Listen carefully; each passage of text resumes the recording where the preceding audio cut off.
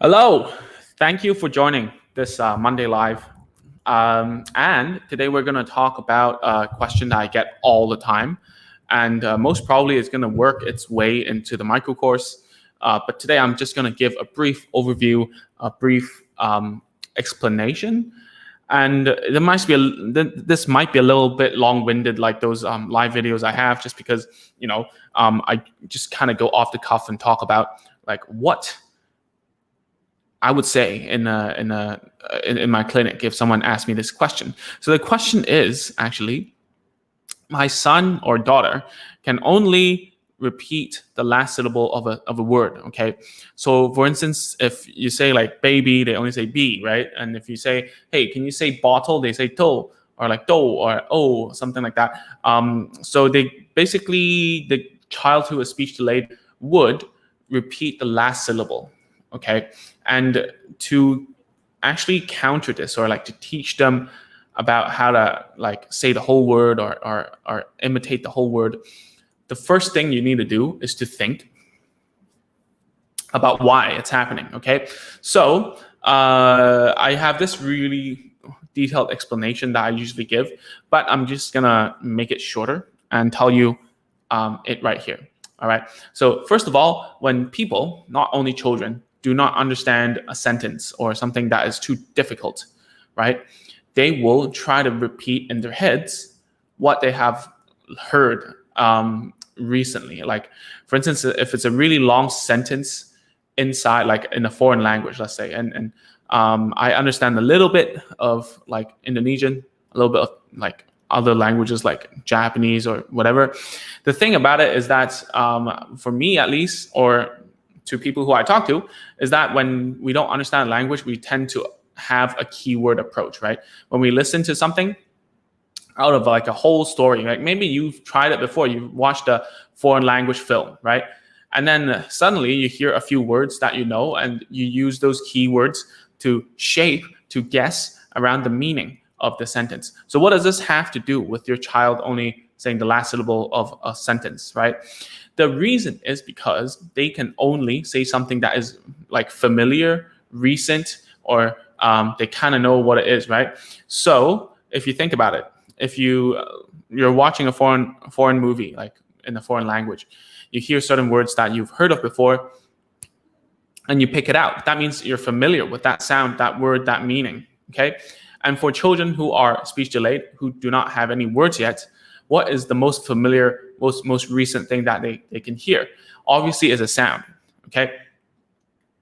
Obviously is a sound. So for instance, I think this question sparked because today inside of the Facebook group, if you haven't, you should really join. And if you're in the Facebook group, it's easier to notify you that these lives are going on and so on and so forth. And what the like inside the Facebook group, the parent was asking, oh, my kid, when I say like I forgot what it is. It was in Malaysian, right? I'm so sorry. I can't. My language prowess can only go so far. I don't know Malaysian. All right. So she was saying how when the kid asked for like water or milk, they would only say the last syllable, right? So the reason why is because both the two words. First of all, the mom was saying two words, right, which is already very difficult. Okay. So the two words aside, all the syllables together, there were three syllables as I remember counting, but obviously because I have no knowledge of of that language, I cannot remember it. Okay.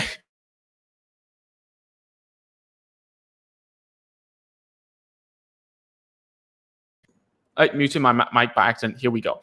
So the thing is, because I don't have that, I can't even recall the sound, and same as the child. But anyways, when the mother asked him to say, oh, like give milk or whatever it was, I remember it was three syllables, and the child only said the last syllable. And the reason why is because all the sounds, all the words, he didn't know. He didn't know at all. All right. And I always give this example. Let's say that I'm trying to teach you Japanese, right? And I tell you that good night is oyasumi nasai, right? Which is super long, a lot of syllables. And you might be able to remember a little bit right now. And when you try to repeat after me, most of the responses I get from parents would be like, sigh, something like that. So that is like, if you think about it, it's the same as a child who is like repeating only the last syllable. Okay, meaning you don't know the sounds, you're not familiar with the sounds inside of the language.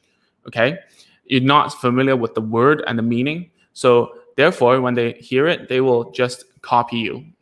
Okay, their futile attempt of understanding or trying to communicate with you, right? So how do you go about it now that you know why? Basically, is because they don't understand it. You've said too many sounds, too many words, too many, like, if your child isn't even speaking on one word, why would you go ahead and ask him to like say 2 words in one go, right?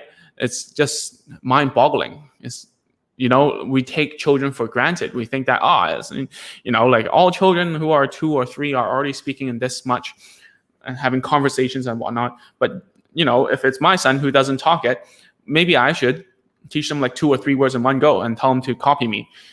Not the best idea.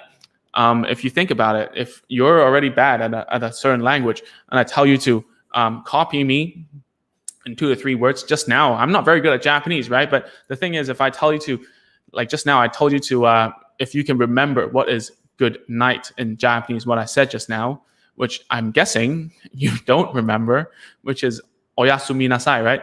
If I told you, like, that's only 1 or 2 words. Imagine me teaching you 3, right? And that's what a lot of parents are doing right now, is that they operate way out of their child's language competence, right? Their language ability.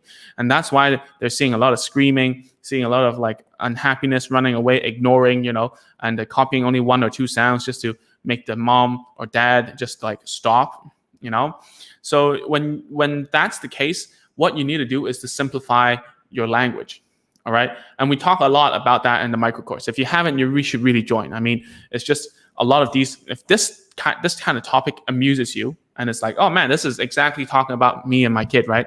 Then you need to join the micro course, because it's just a whole, it's just really short lessons about the most frequently asked questions, like, what if like we speak 2 or 3 languages at home, or like, my kid always pulls my hand, whatever, or I can't get my child to sit down with me, right? These are all questions I get a lot, and this one included. So this is probably going to go inside the micro course some way, somehow. Okay. And if you have questions, you can post inside in the comment section, but most probably, if there's a burning question that I've seen it like a few times already, it's already inside the micro course. I've made that for a very good reason, so that I don't need to answer questions all day long. All right.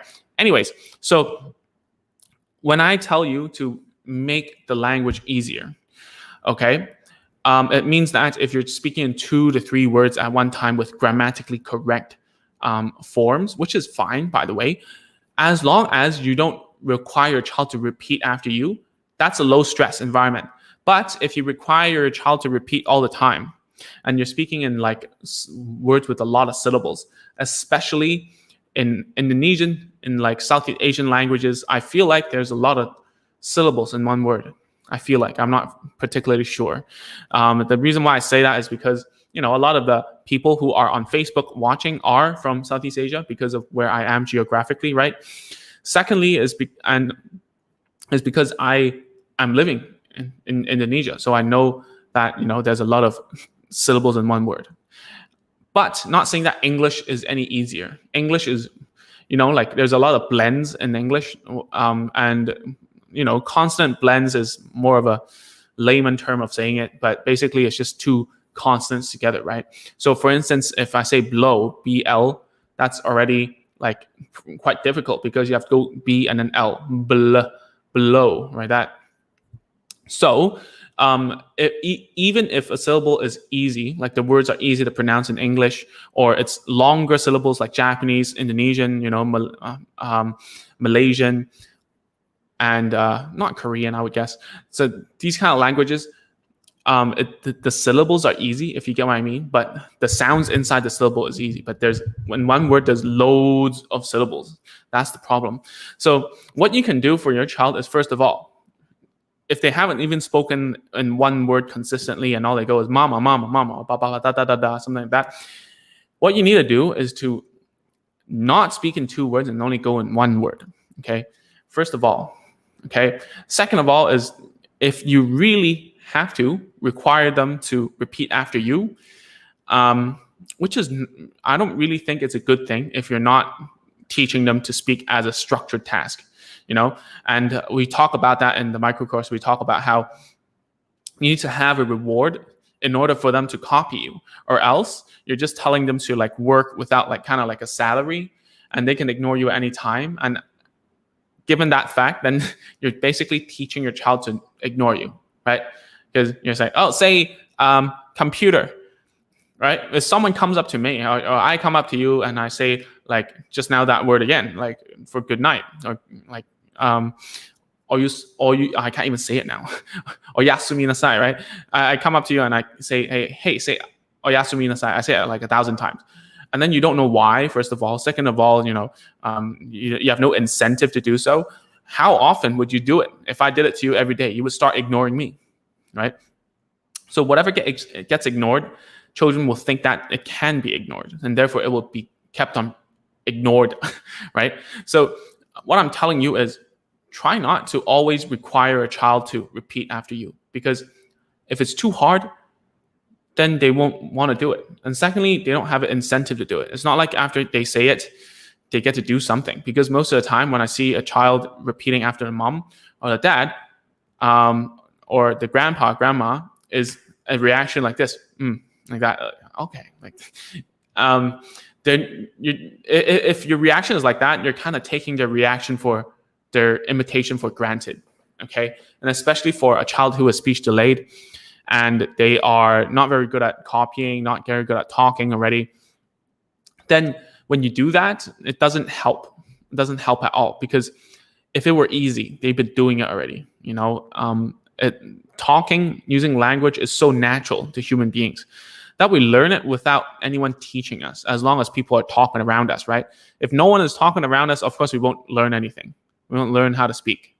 We might learn how to bark. I don't know. We might learn how to, I don't know what we would do, right?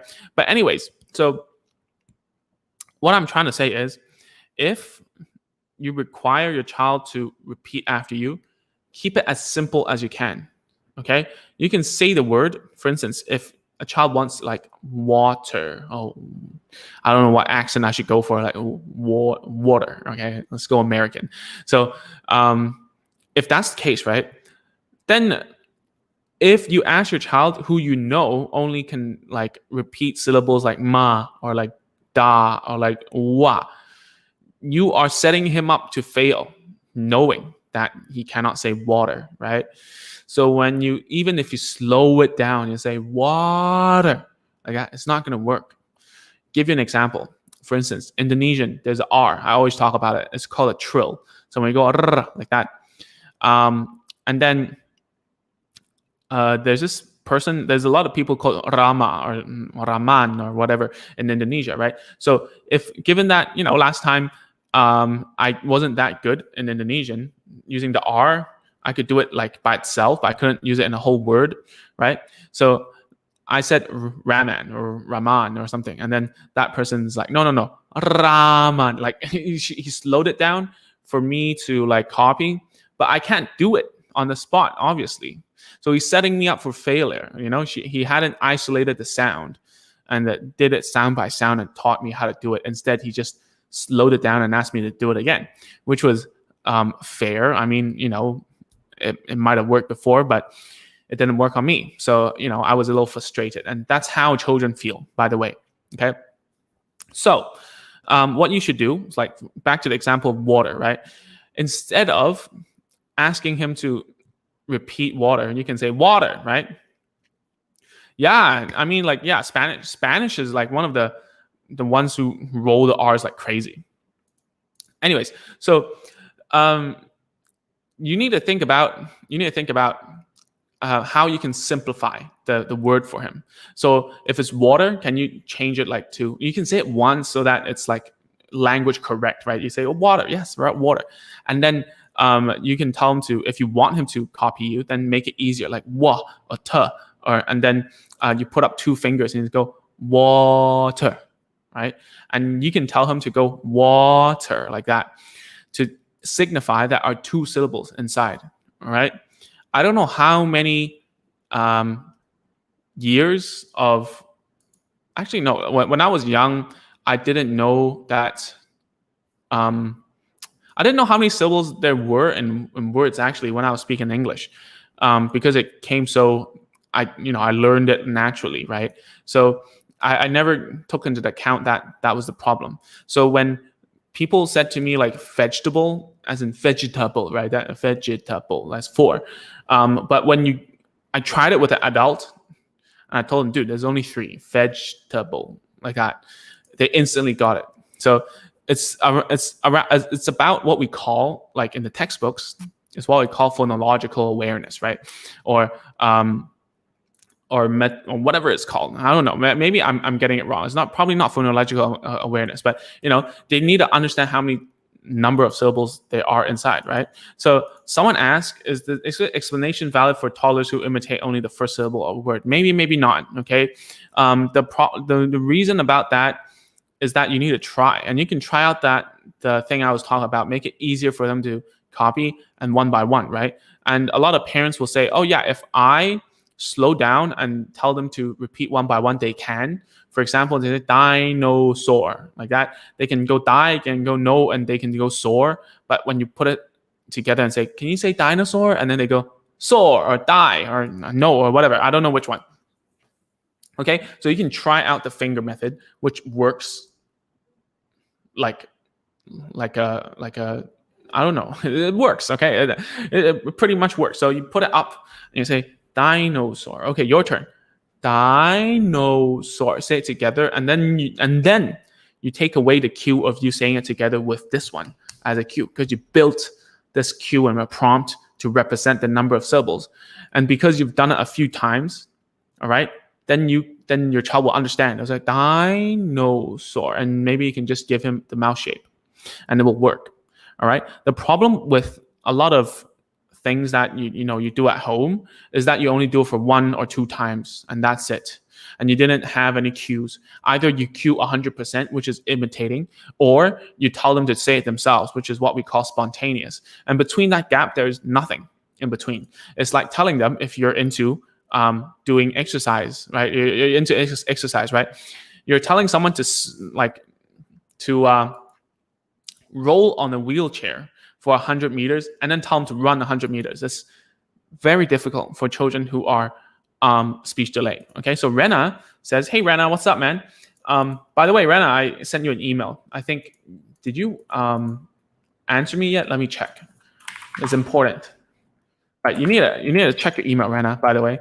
Anyways, so should we teach 1 syllable words first, then 2 syllables, or it doesn't matter, can do all the same? Yeah, to be honest, you really can do both all the same, as long as you make it clear about, like, if it's 2 syllables, you can teach, but you have to make sure that he understands how many syllables there are in the word, and you can put your fingers up for that. Some people use a dot method, like they draw like 2 dots on a paper, right, and put it to the mouth and make them go duh duh like that.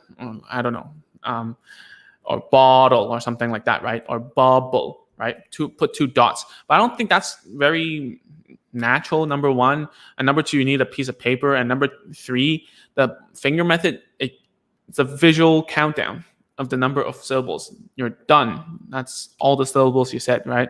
So therefore, you need to try. I don't know if your child only imitates the first syllable or the last syllable or the middle one or whatever, or totally gives you like and that's all, right? So you have to see what's the lowest point they can imitate. All right? Is it? I wish I had a whiteboard here. That'd be cool. Wait, let me do it.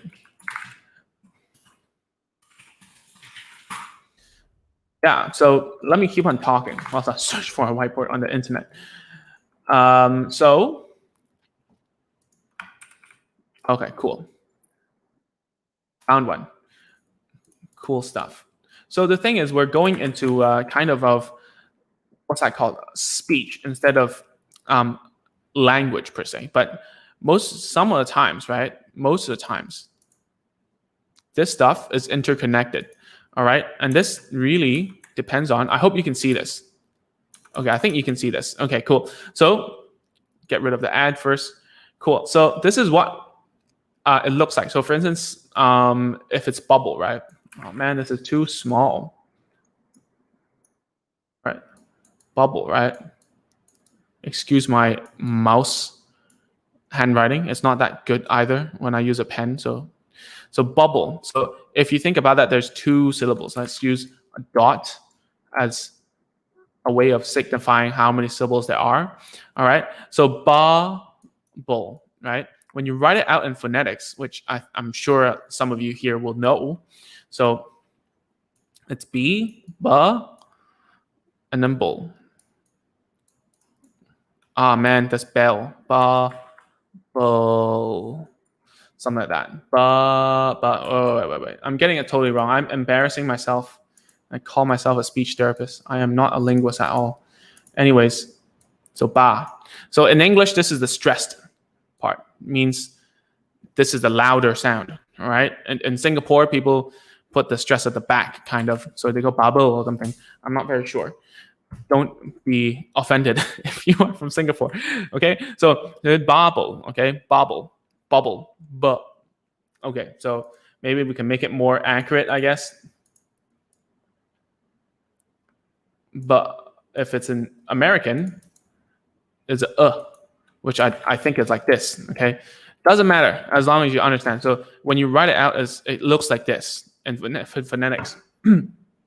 All right. So when we do that, you need to understand how much your child can imitate. And what I mean by that, each syllable, there's two here, 1 and 2. Right. I need to change the color. My God, there's 1 and 2. 1 syllable, 2 syllables. This one is what we call a CV, all right, which means consonant vowel, all right, because it's B and a, right? So it's CV, consonant vowel. And this one is consonant, vowel, and what? Consonant, right? Because it's a L at the end. So therefore, a lot of children who skips the L at the end, skips it, is because CVC is a little too hard for them. And it doesn't mean that they're like, speech disordered or anything. A lot of us skip these sounds if we're learning a new language anyways. All right. Sometimes we even get the vowels wrong. But the problem is that the vowels, at the very least, which is the nucleus of nucleus, I'm being fancy, the center of the syllable, right? This thing needs to be correct.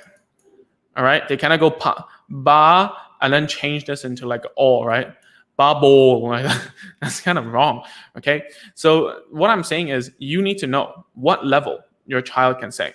All right. Oh man, I need to pay for this. No worries. There's no worries. So let's delete all this. Right. So what I mean here is that if your child can not say it, right? So you need to go see. The levels are like this. Well, at least from what I think, right? And at least what the textbook hints towards and a practical experience tells you is that vowel is the easiest, right? And then afterwards you go vowel plus another vowel, which we call a diphthong. I'm not going to try to spell that because I'm going to embarrass myself, right? And after that you go into a consonant, plus a vowel. At least that's what I think, okay? So that's a CV, right? That's a VV. That's a V, okay? So excuse me. And then actually we go CVV, which is like by. That's a CVV. That's a high. It's also a CVV, right? So after that, we go CVC, right? So I'm not sure developmentally if it follows this pattern about like how much your child can copy, right? But let's talk about something that you can use practically, right? Oh man, this is difficult, man. Everything online needs money nowadays. Not even like I should have used Paint, Microsoft Paint. Anyways, so for instance, just now the water, right? How can you simplify it? So wa is a C, V, and then TA, right? Water, whatever. However you like to say it in whatever accent. It's a CVCV, most probably. Okay, water. Okay, unless you count R as a consonant, which Rarely is the case sometimes. Okay, so CV. Okay, so if your child cannot do this part, the front part, change the color, cannot do this part, then stick to this one if you're doing imitation. All right, just go ta or like wa and then ta.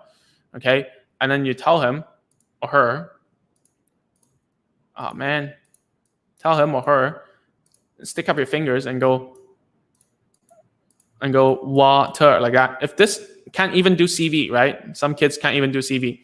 Stick to the V because it's easier. So here is actually a or That's a, my bad. Is like this, the schwa. So you can do either, I think, right? So you can stick to this and then add the consonant, right, which is T. So go like and she goes and you go good. Now say ta, and it goes t, like that. So you slowly add stuff, slowly add stuff and make it harder and harder until they can do it. But don't if your child can only go ma, right, that only do ma, then you're dealing with CV, and this M is so easy as a consonant that even like 1-year-olds know how to do it. So if your child is like 2 or 3 and they say ma and they can't say like water or water or water or whatever it is that you say, right? Then do not fixate and make them say the whole thing. Make it progressively harder for them to understand the whole thing, or else it's very hard. All right. So let's get back. I think there's alrighty. Let's answer some questions. So how do you break the muscle memory of that? Actually, there's no such thing as muscle memory, to be honest. And I don't really understand what you mean by muscle memory. Yeah. So Ani says Bill is the syllable, I think. Yeah, it is a syllable. Yeah. So actually, the ones that I was talking about wasn't really phonics. It's actually phonetics. So the stuff that I was writing just now is what you would see in a dictionary as what's that called? When you read how to pronounce it, right? That's phonetic transcription. A pretty useless skill. Anyways, so I'm not sure, Stacy, what you mean by like break the muscle memory of ah. So I'm guessing without you saying is that the kid just says ah instead of like saying the word. Okay, so make sure that he or she, your child, has other vowels instead of ah. All right. When people don't know what to say or how to imitate, they revert to the ones that they know. All right, and probably ah is the one that your child has mastered. Make sure they know the different. Make sure they know the different like ah, e, u, e, and stuff, right? Okay, so she always says ah even when you try to get her to do o, oo. I don't know which one you're doing. Okay, so for these things, I would say that you need to teach her step by step. And this is besides the topic of today, because it's not even just like the one syllable. Your child is stuck on one vowel. So build the other vowels first. The easiest ones isn't actually o or oo. Okay, oo is fine. So you go ah. The easiest ones are these three: ah, e, and an oo, right? So what you can do to help her with it is to do the mouth shapes first without the sound. Because maybe, as you mean by muscle memory, what we call actually in better terms is like it's primed to do the ah sound. Whenever, have you ever tried? Like people might call it muscle memory, right? I guess it is to some extent. To like when you use a new mouse, you use something like new, or you drive a new car, you use a new computer. I don't know. You press a place where there's no buttons, right? So you're kind of primed to do that because you're conditioned to do it. So I guess the best way is to not work on sounds yet and to work on mouth shapes, okay?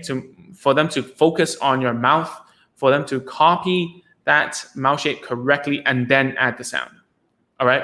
Or else, whatever you try to say, it might be because your child has a perception problem. I'm not saying that they cannot hear or they're hearing something wrong. Is that they cannot perceive the vowel correctly because they never said it correctly, all right?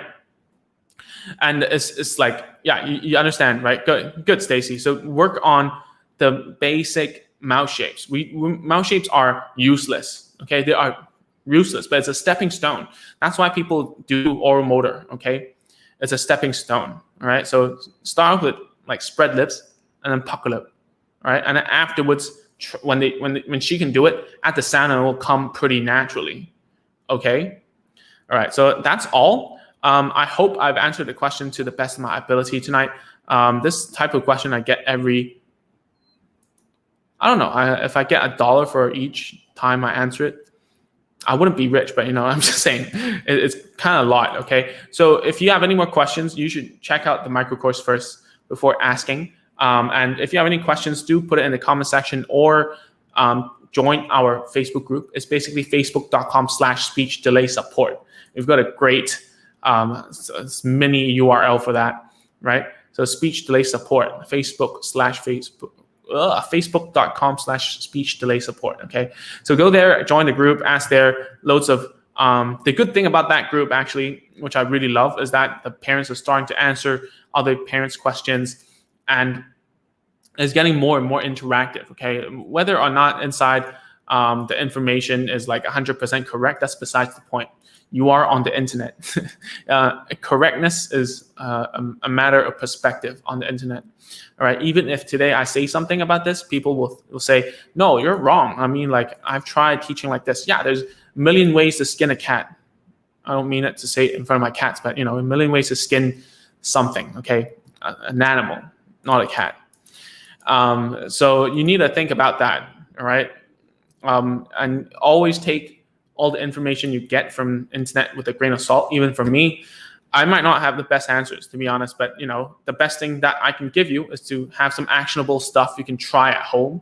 If it works, then hallelujah. If it doesn't, then ask again, ask someone else, ask everyone, and then keep on trying. Okay, so that's it for tonight. If you like, last pitch, guys, go to agentsofspeech.com/micro, join the micro course if you haven't, and that's all for tonight. Have a great night. God bless you all, and let me know if you have any questions on what you want me to cover in the next live, which is next week. So see you then. Bye.